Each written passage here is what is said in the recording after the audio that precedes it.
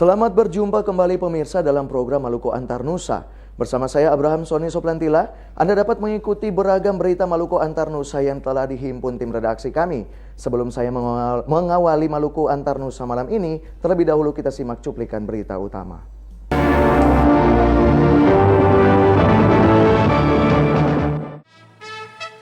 Pencarian terhadap nelayan Pulau Gorom yang hilang sejak 9 hari lalu akhirnya dihentikan. Gubernur Maluku Said Asgaf hari ini serahkan laporan pertanggungjawaban pelaksanaan APBD tahun 2016.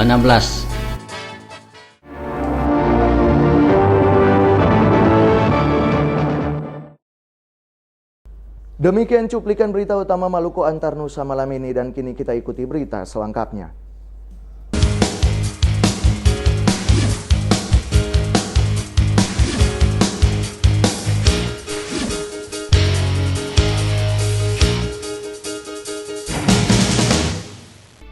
Setelah 9 hari melakukan pencarian, warga Desa Loko, Kecamatan Pulau Gorom, Seram bagian timur menghentikan pencarian Hasa Rumah 3, nelayan Desa Loko yang hilang di laut. Keluarga dan warga desa tersebut hanya pasrah dan berdoa bersama bagi keselamatan korban.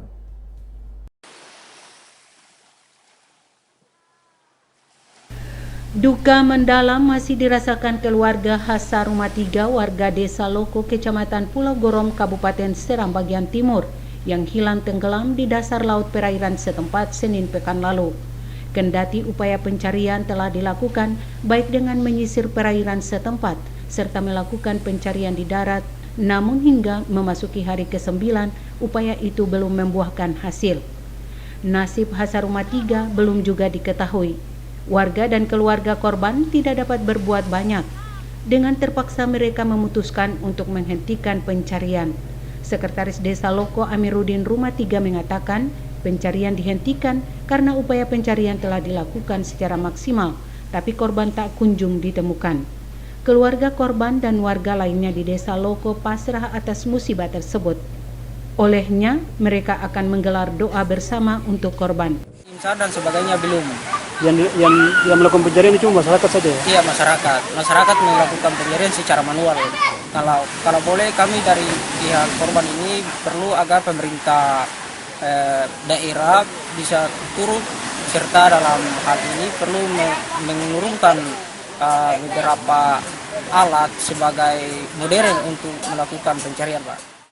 Hasa Rumah 3, pria 40 tahun ini tenggelam di dasar laut perairan setempat Senin pekan lalu saat menangkap ikan bersama sejumlah warga lainnya menggunakan jaring. Keluarganya sempat tidak percaya korban tenggelam dan hilang sebab korban bersama rekan-rekannya menangkap ikan hanya sekitar 100 meter dari pantai Desa Loko.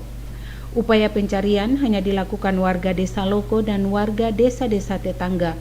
Warga mengeluh karena tidak ada perhatian pemerintah termasuk tim SAR untuk melakukan pencarian terhadap korban.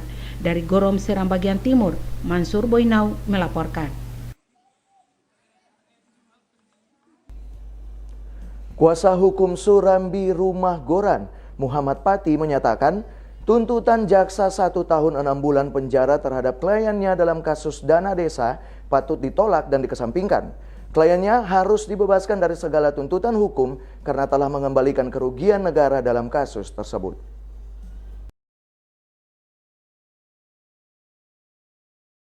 Tuntutan jaksa 1 tahun 6 bulan penjara dan denda 50 juta rupiah bagi Surambi Rumah Goran dinilai kuasa hukum Muhammad Pati tidak berdasar. Pati dalam nota pembelaannya menyatakan tuntutan jaksa itu patut ditolak dan dikesampingkan oleh Majelis Hakim Pengadilan Tindak Pidana Korupsi Ambon. Kliennya telah mengembalikan seluruh kerugian negara dalam kasus tersebut, karenanya harus dibebaskan dari segala tuntutan hukum. Dalam kasus korupsi dana desa Afan, Kota tahun 2015, kliennya tidak menikmati uang itu. Selaku bendahara dana desa, terdakwa telah melakukan pembelanjaan seluruh material untuk pembangunan balai desa. Prinsipnya kami sebagai kuasa dari Surambi, tuntutan kami tidak lepas daripada bukti yang terjadi di dalam proses persidangan itu sendiri, yang intinya tuntutan pembelaan kami itu agar supaya Suramli ini dibebaskan demi hukum. Karena kalau kita melihat apa yang terjadi, proses, bukti dan saksi-saksi yang ada, maka itulah yang kami menyimpulkan bahwa Suramli itu harus dibebaskan. Terkait dengan itu, maka keputusan itu ada pada majelis yang melakukan proses. Pati berharap majelis hakim dapat memutuskan kasus korupsi dana desa berdasarkan fakta sidang. Dengannya kepastian hukum dapat dirasakan dalam kasus tersebut. Pani Letahid melaporkan. Serapan APBD Maluku tahun anggaran 2016 sebesar 91,96%. Besarnya serapan APBD berdampak terhadap pertumbuhan ekonomi sebesar 5,76%.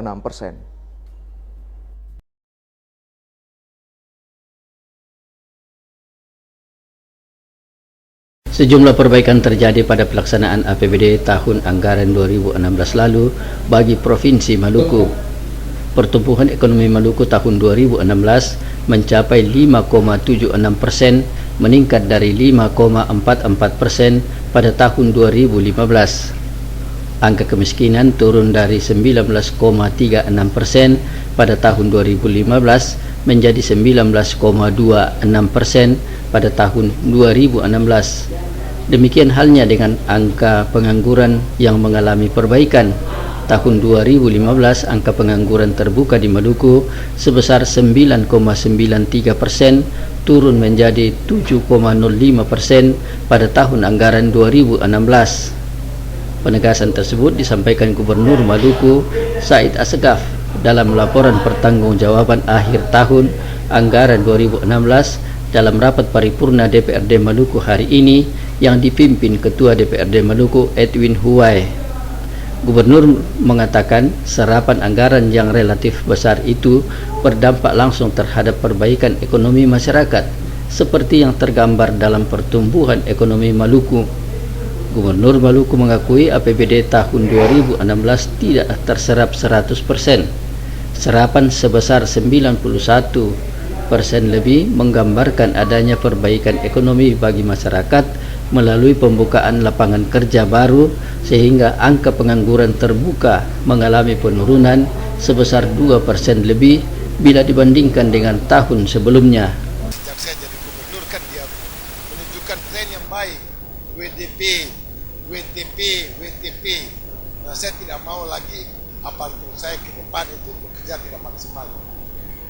Sudah dapat WTP sampai hari kiamat pun harus WTP. Ya kerja keras dong. Laporan keuangan tertib, aset daerah tertib, pengeluaran keuangan tertib. Ya 92,sekian %. Rata-rata kita dari tahun ke tahun seperti itu. Kan tidak mungkin 100%, pasti ada kendala-kendala. Wilayah kita begitu luas ya, bisa ada kendala.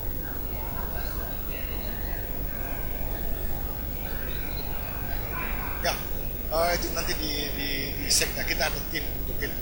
Ya, kemarin juga kenapa? Karena terlalu tinggi target yang diberikan kepada kita. Saya tidak boleh. Kalau kita sanggup 500 ya 500.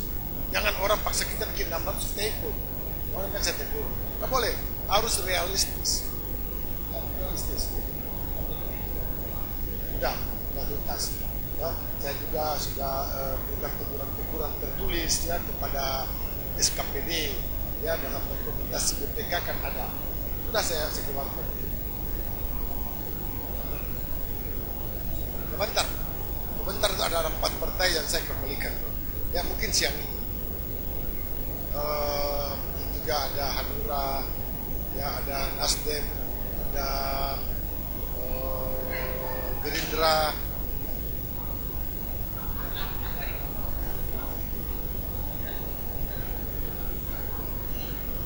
Pendapatan dirancang sebesar 2,74 triliun rupiah lebih.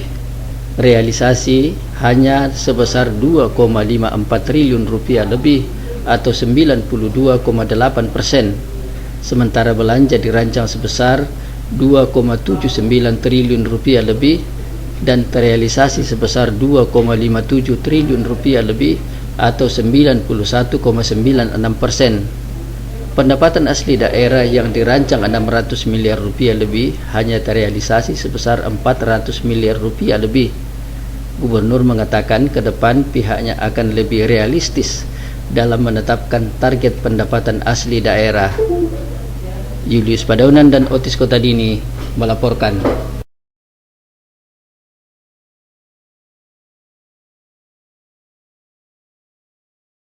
Gubernur Maluku mengajak masyarakat di daerah ini untuk menghilangkan budaya bakalai menjadi budaya baku sayang. Hal itu perlu dilakukan untuk bersama-sama membangun Maluku yang aman, damai, dan sejahtera.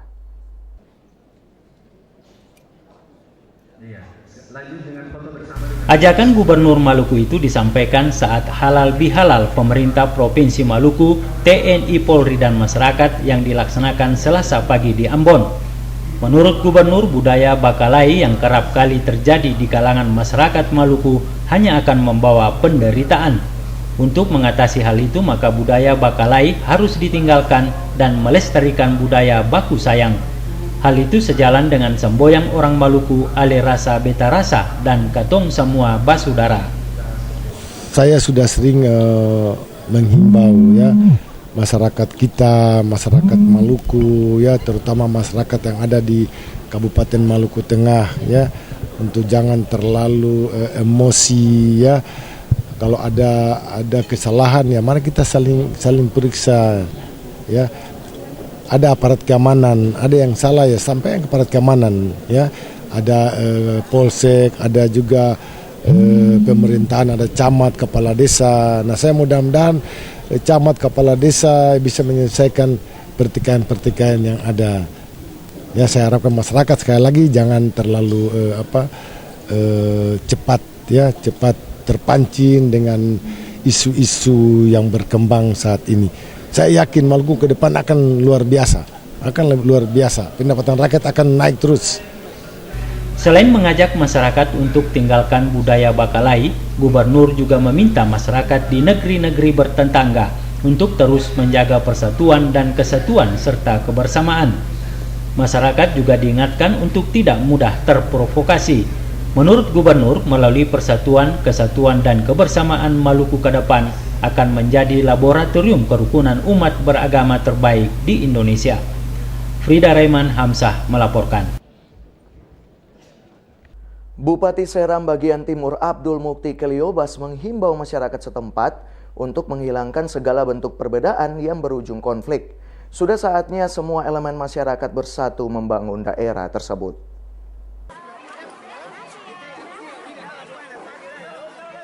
Konflik sosial yang kerap mengintai kehidupan masyarakat di Kabupaten Seram bagian Timur sudah harus diakhiri. Saat ini bukan lagi waktunya berkonflik, tapi untuk bersatu demi membangun daerah ini menjadi lebih baik. Himbauan tersebut disampaikan Bupati Kabupaten Seram bagian Timur Abdul Mukti Keliobas saat mengunjungi sejumlah desa di Kecamatan Pulau Gorom awal pekan lalu. Konflik sosial yang mengintai kehidupan masyarakat tidak terlepas dari pengaruh perhelatan politik saat pemilihan kepala daerah Seram bagian Timur tahun 2015 lalu. Namun menurut Keliobas, hal itu sudah berlalu dan tidak ada gunanya dipertahankan. Sudah saatnya semua perbedaan itu dihilangkan. Dengannya roda pemerintahan dan pembangunan di Seram bagian Timur dapat berjalan dengan lebih baik. Keliobas menegaskan berkonflik juga tidak berdampak positif bagi tatanan kehidupan sosial, tapi justru merugikan masyarakat, terutama mereka yang terlibat dalam konflik. Olehnya ia berharap masyarakat bersatu memperkuat silaturahmi serta kerjasama yang baik dalam menyukseskan setiap program pembangunan demi meningkatkan kesejahteraan masyarakat di daerah ini. Bagaimana merapatkan barisan semua, katong menjalin kerjasama yang baik, menjaga hubungan kekeluargaan yang baik, sehingga ini menjadi model katong bisa bangun katong daerah atau desa ini dengan baik. Dari Gorom Seram bagian Timur, Mansur Boino melaporkan. Keterikatan sejarah serta hubungan erat yang terjalin sejak dulu menjadi salah satu magnet bagi Sultan Tidore Husain Shah menginjakan kakinya di negeri Sirisori Islam, Kecamatan Saparua Timur, Maluku Tengah. Kedatangan Sultan Tidore itu disambut secara adat di negeri tersebut. Bersama Bobato atau pendampingnya, Sultan Tidore Hussein Shah mendapat sambutan meriah masyarakat negeri Siri Suri Islam, Kecamatan Saparua Timur, Kabupaten Maluku Tengah baru-baru ini. Kedatangannya ke negeri Siri Suri Islam itu untuk menghadiri halal bihalal yang diprakarsai Ikatan Keluarga Siri Suri Islam IKASI Maluku Utara. Sultan Tidore Hussein Shah mengatakan, selain menghadiri halal bihalal, kehadirannya di negeri Siri Suri Islam untuk meraut kembali persaudaraan yang pernah terjalin oleh para leluhur. Peninggalan masa lalu yang kita harus hidupkan kembali, itu adalah tujuan kami, karena ikatan-ikatan itu pernah ada dan pernah terawat secara terus-menerus, bahkan bukan 1, 20 tahun, 30 tahun, tapi sudah sekian ratus bahkan ribuan tahun para leluhur dan nenek moyang kita bisa menjaga dengan segala keterbatasan mereka pada saat itu. Lalu kenapa kita hidup dalam era yang sangat modern, kita tidak bisa mensyukuri rahmat ini dengan menjaga apa yang telah mereka tinggalkan dan wariskan kepada kita. Camat Saparua Timur Halid Patisahusiwa mengatakan, keterikatan hubungan Siri Suri Islam dengan Kesultanan Tidore telah berjalan sejak ratusan tahun lalu. Ini dikarenakan pada masa itu, sebagian wilayah Maluku dan Papua masuk dalam wilayah kekuasaan Kerajaan Kesultanan Tidore.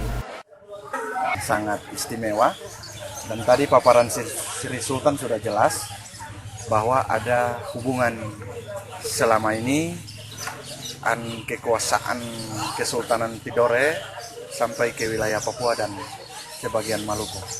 Itu karena ada kontribusi dari para leluhur di Pulau Saparua ini, terutama di negeri Siri Suri Islam.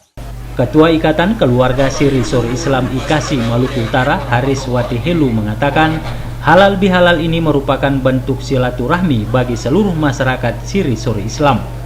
Kehadiran Sultan Tidore dijadikan pengikat hubungan IKASI Maluku Utara dan masyarakat di Maluku Utara.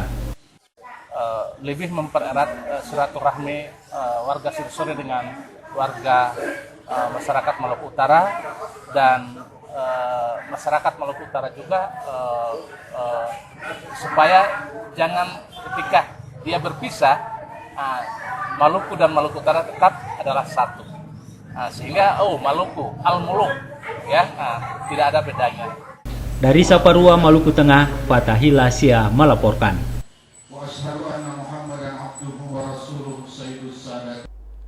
Atraksi budaya pukul sapu yang dilaksanakan masyarakat di negeri Mamala dan Morela setiap tahun selalu menyedot perhatian ribuan warga. Untuk lebih mengenalkan atraksi budaya itu, gaungnya harus diperluas agar dapat dikenal secara global.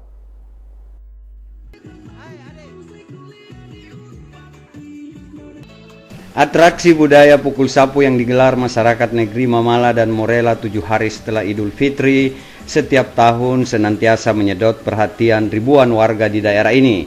Atraksi budaya peninggalan leluhur itu merupakan peristiwa unik dan tidak ditemukan di daerah lain di tanah air yang harus dilestarikan.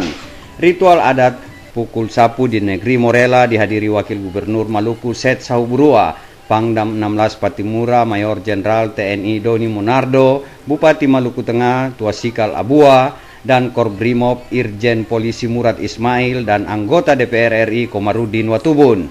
Wakil Gubernur Maluku Seth Sahuburua mengajak warga setempat untuk merevitalisasi dan menghidupkan kembali nilai-nilai yang terkandung dalam tradisi atraksi budaya pukul sapu. Seth Sahuburua menegaskan Maluku sudah bertransformasi menjadi daerah yang sangat aman, tempat bersemayam nilai-nilai kasih sayang seperti yang terkandung dalam atraksi budaya pukul sapu. Untuk itu, tradisi pukul sapu harus terus dipromosikan agar dikenal luas secara nasional maupun internasional. Anggota DPR RI Komarudin Watubun mengharapkan ke depan atraksi budaya ini gaungnya harus lebih besar dan diperluas dengan dukungan dari berbagai pihak sehingga dapat berdampak positif terhadap pembangunan dan pertumbuhan ekonomi Maluku. Ya, depan mungkin pemerintah sudah berpikir bagaimana kegiatan itu gaungnya lebih luas, lebih besar. Gaungnya lebih luas dan lebih besar untuk pertama memperkokoh nilai-nilai nilai-nilai budaya yang diwariskan oleh leluhur kita, orang Maluku. Kemudian yang kedua juga untuk tetap masyarakat juga melihat dan selalu ingat akan kekejaman penjajah gitu, supaya jangan kembali terulang lagi. Penjajah ini kan kemudian muncul kembali bisa dalam bentuk yang berbeda kalau kita tidak, terutama sumber daya manusianya lemah, dia bisa masuk lewat faktor ekonomi atau sumber daya alam lainnya. Nah, kemudian yang ketiga, kegiatan itu kemudian ada punya unsur ekonominya, ada nilai ekonominya yang bisa dinikmati oleh rakyat, oleh masyarakatnya. Watubun menyatakan atraksi budaya pukul sapu yang diperagakan warga negeri Morela sesuatu yang luar biasa karena mengandung unsur budaya dan religius. Boy Nahrum, Edmond Tupan melaporkan. Dan Kor Brimob Irjen Polisi Murad Ismail sebagai salah satu kontestan Pilgub Maluku mengembalikan formulir pendaftaran di 3 partai politik. Ketiga partai politik yang didatangi Irjen Polisi Murad Ismail yakni Gerindra, Hanura, dan P3.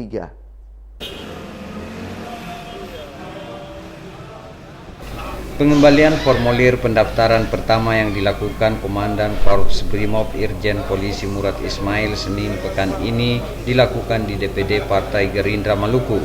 Dalam pengembalian formulir pendaftaran itu, Irjen Polisi Murad Ismail yang didampingi sejumlah tim diterima Ketua DPD Partai Gerindra Maluku Hendrik Leurisa beserta pengurusnya.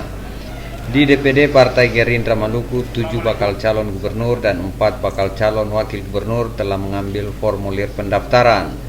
Irjen Polisi Murad Ismail merupakan bakal calon gubernur pertama yang mengembalikan formulir pendaftaran. Setelah dari DPD Partai Gerindra, bakal calon gubernur Maluku Irjen Polisi Murad Ismail melanjutkan safari pengembalian formulir pendaftarannya ke DPW P3 Maluku. Salah satu pengurus P3 Maluku menyatakan hingga kini telah 3 bakal calon gubernur yang mengambil formulir pendaftaran, yakni Said Asgaf, Irjen Polisi Murad Ismail, dan Tagob Solisa. Untuk bakal calon wakil gubernur, yakni Andreas Rentanubun dan Rudi Moses Timisela. Untuk melegitimasi pendaftarannya, Irjen Polisi Murad Ismail mengembalikan formulir pendaftarannya di DPW P3 Maluku. Pengembalian formulir pendaftaran yang terakhir dilakukan Irjen Polisi Murad Ismail Senin lalu sekaligus melakukan pendaftaran yakni di DPD Partai Hanura Maluku. Ketua DPD Hanura Maluku Ayu Hasanusi bersama tim penjaringan calon kepala daerah pemilihan gubernur menerima Irjen Polisi Murad Ismail beserta timnya. Irjen Polisi Murad Ismail merupakan salah satu bakal calon gubernur yang telah mengembalikan formulir pendaftaran dan dinyatakan sah telah mendaftar di DPD Hanura untuk mengikuti proses selanjutnya. Boy Nahrum Cak Tamaela melaporkan. Masyarakat Dusun Talaga Desa Eti Seram bagian Barat memiliki tradisi dalam merayakan 7 Syawal atau 7 hari setelah Lebaran. Mereka membawa makanan ke masjid untuk dimakan bersama-sama. Tradisi yang dikenal dengan dulang hatam itu telah berlangsung sekitar 1 abad.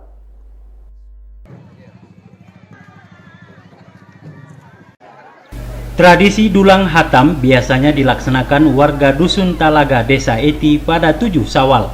Sehari sebelumnya warga telah mempersiapkan makanan yang akan diantar ke masjid untuk dimakan bersama-sama. Makanan itu ditaruh di dalam replika masjid dan diarak keliling kampung.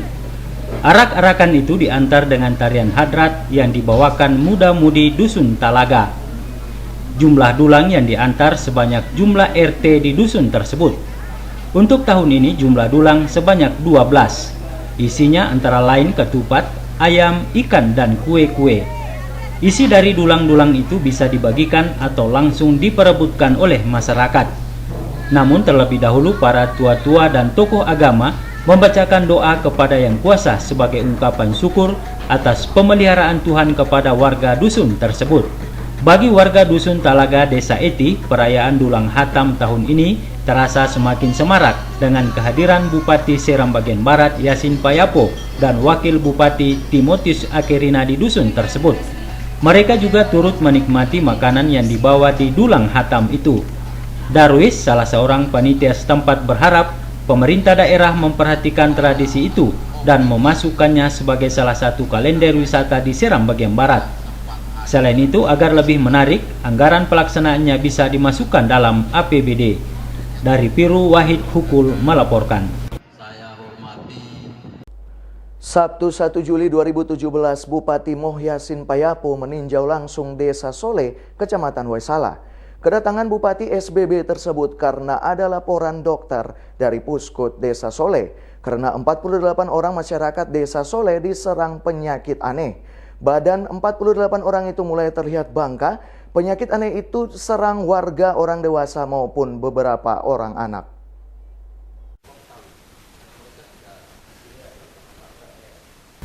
Awalnya satu orang yang bernama Ali, umur 34 tahun, terkena penyakit itu. Tidak lama kemudian penyakit tersebut menular ke beberapa warga. Masyarakat setempat menduga penyakit yang menyerang warga tersebut ada kaitannya dengan matinya mamalia laut yang disebut paus yang mati di depan kampung Desa Soleh waktu lalu.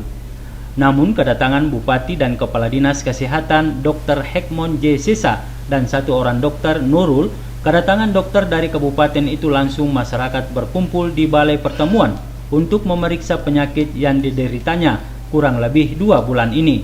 Dari hasil pemeriksaan dokter tersebut menunjukkan penyakit yang menyerang warga itu adalah berupa penyakit sikumunya disebabkan gigitan nyamuk.